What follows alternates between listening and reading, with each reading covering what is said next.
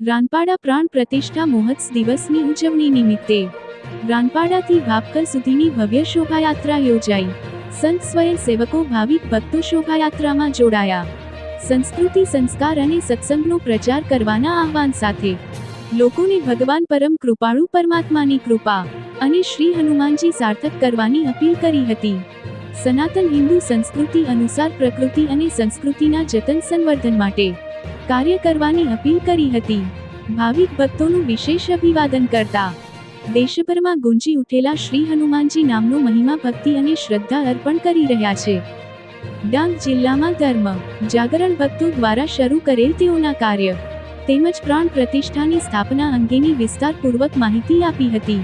પ્રાણ પ્રતિષ્ઠા મહોત્સવ ભૂમિની અસ્મિતા અને વિરાસત તથા અહીંની સનાતન સંસ્કૃતિની ક્ષમતાનો પરિચય આપી અનેક આક્રાંતાઓએ સનાતન હિન્દુ સંસ્કૃતિને તહસ નહસ કરવાની નાપાક કોશિશ કરી.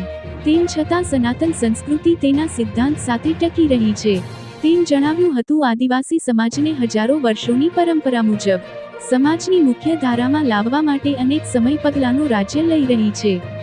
ત્યારે આદિવાસી સમાજને યેન કેન પ્રકારે ગુમરાહ કરતા તત્વો સામે સૌને એકજૂટ ભ્રામક વાતોમાં ન દોરવાતા સનાતન સંસ્કૃતિના જતન સંવર્ધન માટે સૌ શોભા યાત્રામાં મોટી સંખ્યામાં ભાવિક ભક્તો ઉપસ્થિત રહ્યા હતા. રિપોર્ટર ચંદુ કે લહરી.